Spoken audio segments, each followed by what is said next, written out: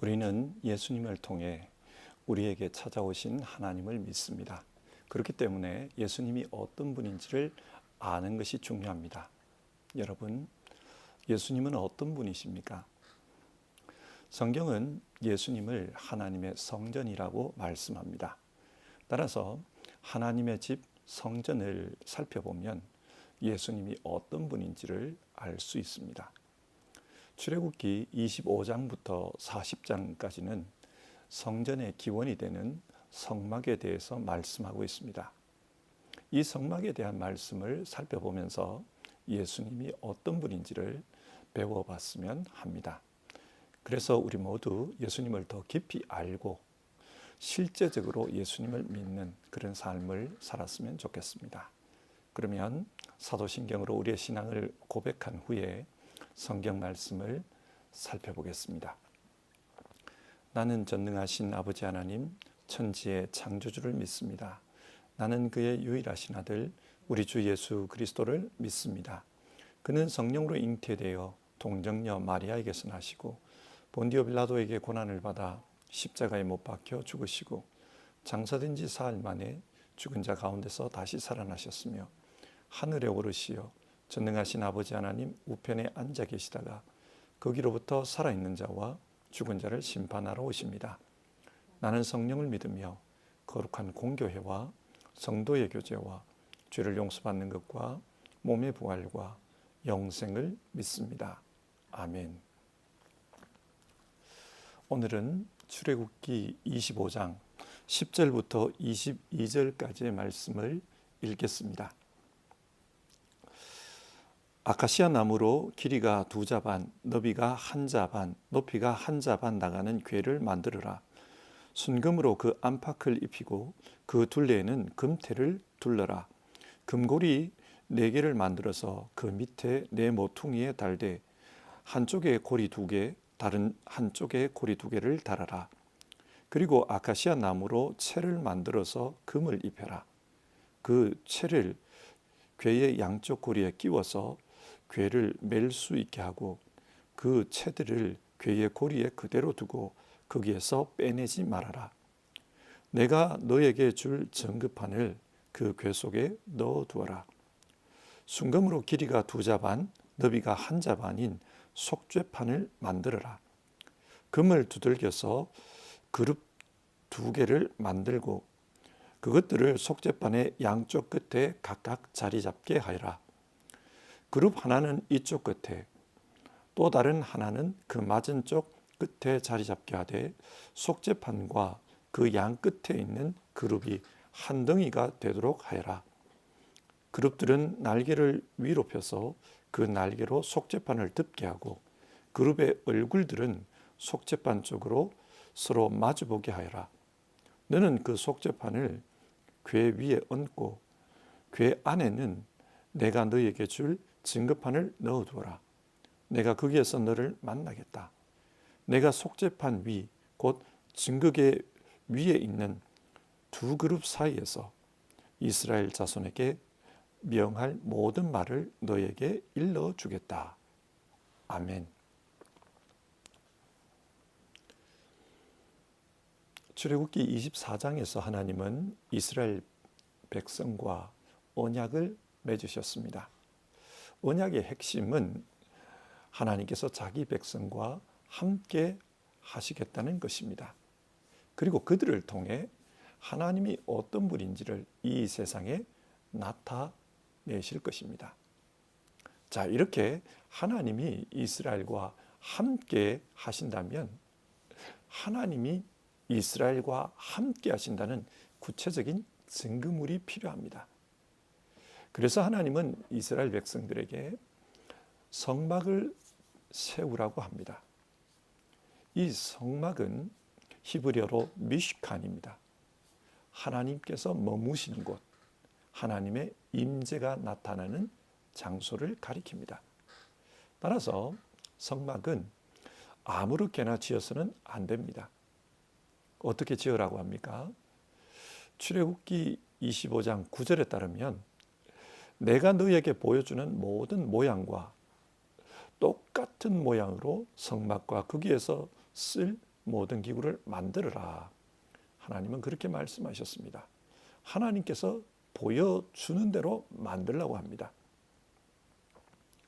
출애굽기 25장에서 27장은 이 성막을 어떻게 만들어야 하는지를 하나님께서 말씀해 주시는 내용입니다. 이번 주간에는 이 말씀을 통해서 예수님이 어떤 분이신가 그것을 함께 생각해 보려고 합니다. 그런데 출애굽기를 읽다 보면 앞에서 말한 내용이 뒤쪽에서 또다시 반복되는 것을 볼 수 있습니다.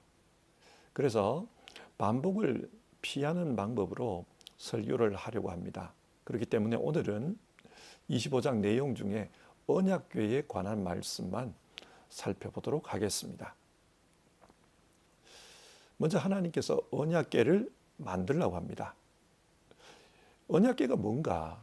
언약궤는 하나님으로부터 받은 십계명 돌판을 넣어두는 상자입니다. 그런데 성경은 이 돌판을 증거판이라고 부르고 있습니다. 무엇인가를 증거하는 판이라는 말입니다. 그러면 무엇을 증거하는 판입니까? 하나님과 이스라엘 사이에 맺은 언약, 즉 분트를 증거합니다. 우리도 누군가와 계약을 맺을 때는 계약서를 씁니다. 그래서 나중에 무슨 일이 있으면 그 계약서를 가지고 시비를 판결합니다.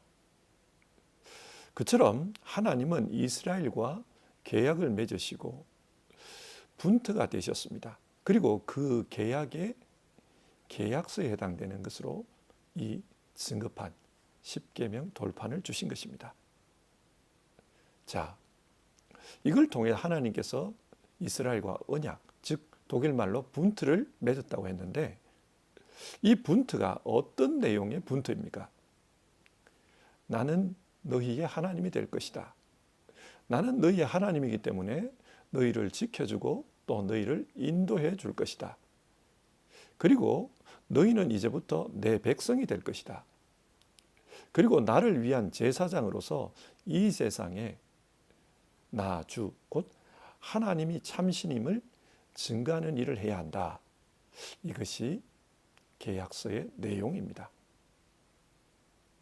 그런데 이 계약서인 십계명을 보면 두 가지 내용이죠. 하나는 하나님 사랑, 또 하나는 이웃 사랑입니다.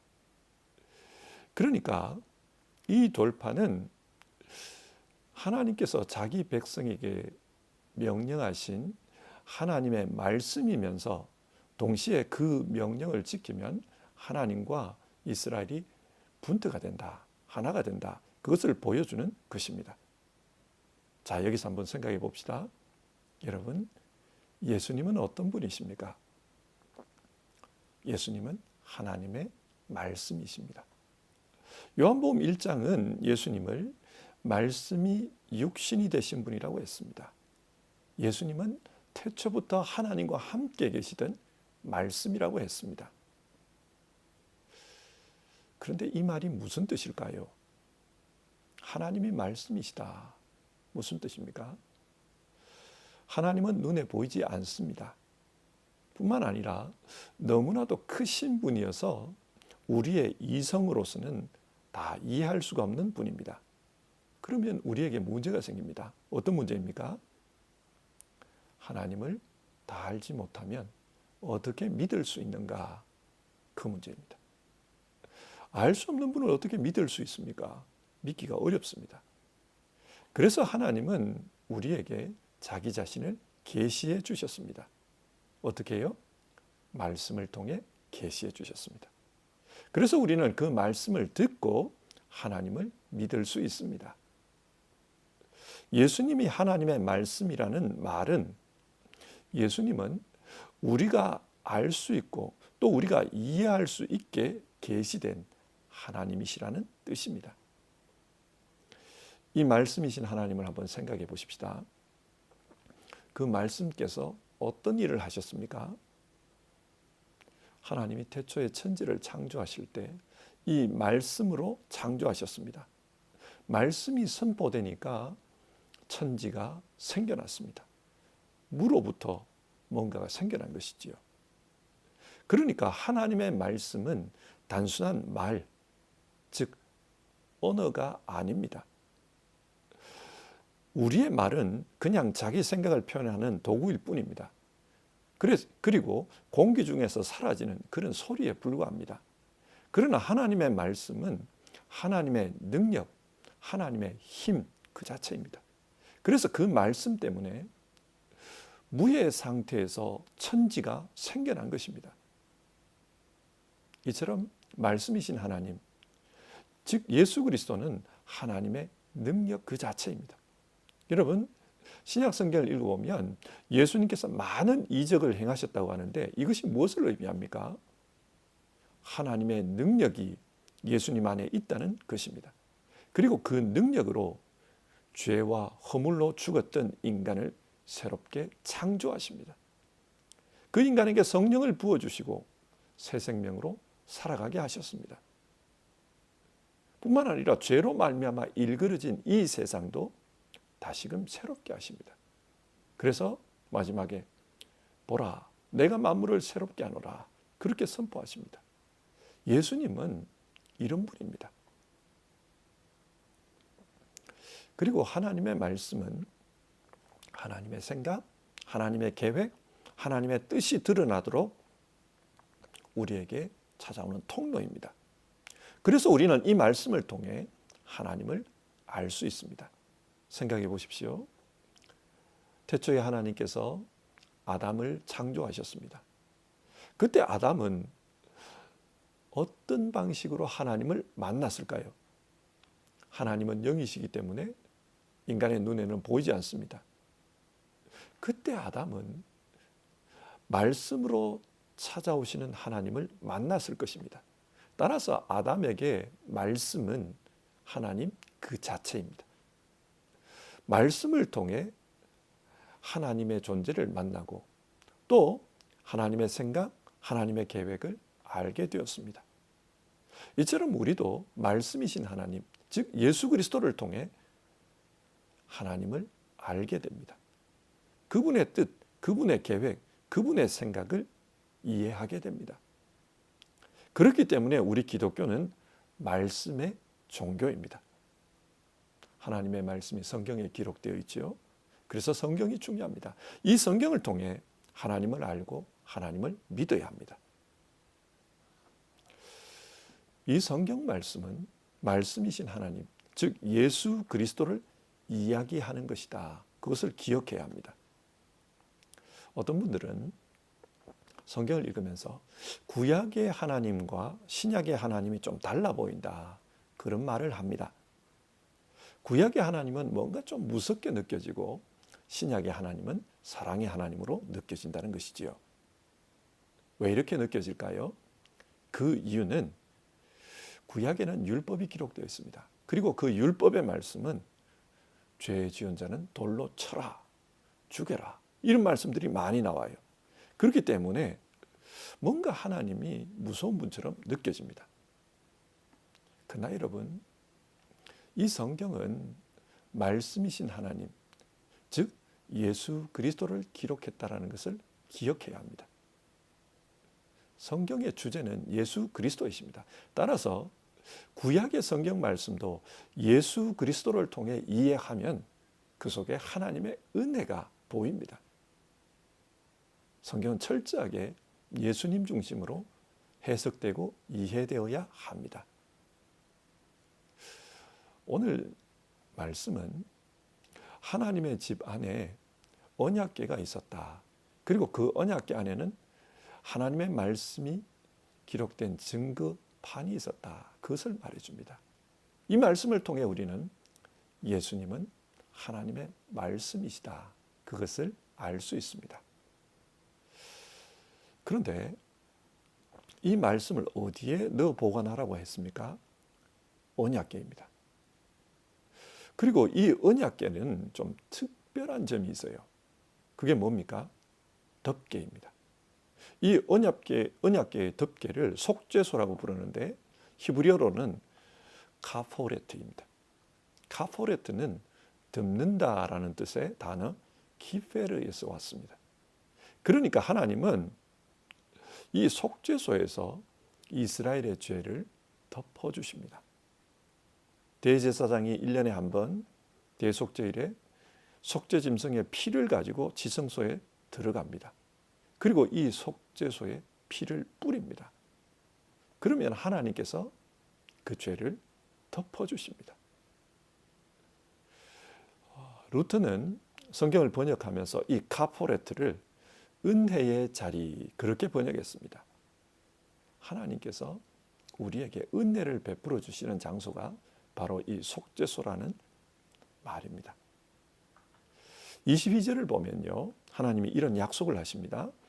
내가 거기에서는 속죄소를 가리킵니다. 내가 거기에서 너를 만나겠다.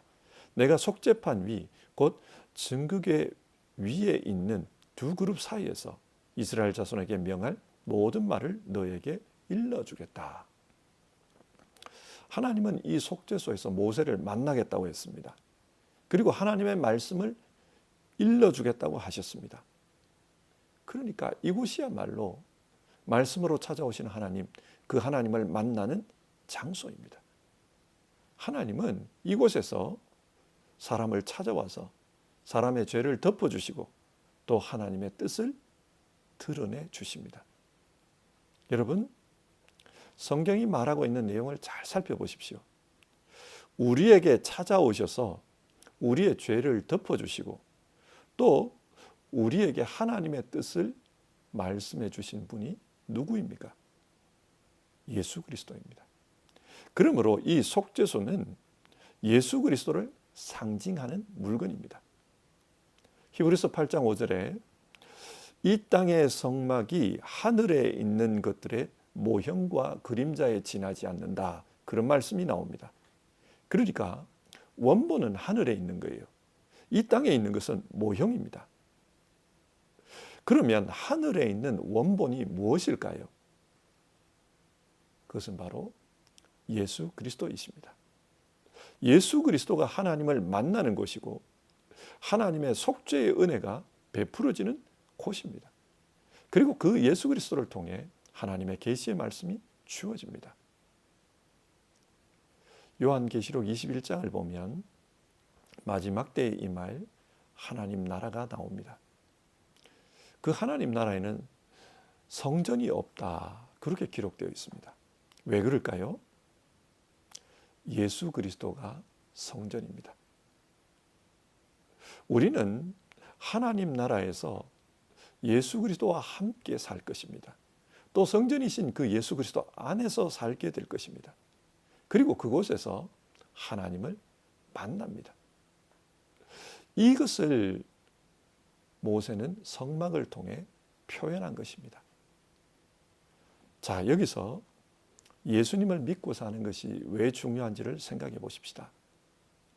이 땅에서 예수님을 믿고 사는 것은 영원한 하나님 나라에서 사는 것을 훈련하는 것입니다. 영원한 하나님 나라에서 우리는 예수 그리스도 안에서 살 것입니다. 성전이신 예수 그리스도, 그분 안에서 살 것입니다. 그러니까 이 땅에서도 예수 그리스도 안에서 사는 것을 훈련하라, 그것을 말씀합니다. 예수 그리스도 안에서 사는 것, 그것이 믿음입니다. 이 믿음 안에서 우리는 하나님을 만나고 또 하나님으로부터 속죄의 은혜를 입습니다. 이게 중요합니다. 우리는 믿음대로 산다고 노력은 하지만 때로는 그렇지 못할 때가 있습니다. 하나님의 말씀을 어길 때도 있고요. 그런데 오늘 성경을 보십시오. 그 말씀을 어긴 우리를 주님께서 덮어주십니다. 덮개로 덮어주십니다. 그리고 그곳에서 피 흘려주십니다. 그리고 우리를 깨끗하다 선언해 주십니다. 그렇기 때문에 우리는 그곳에서 하나님을 만날 수 있습니다.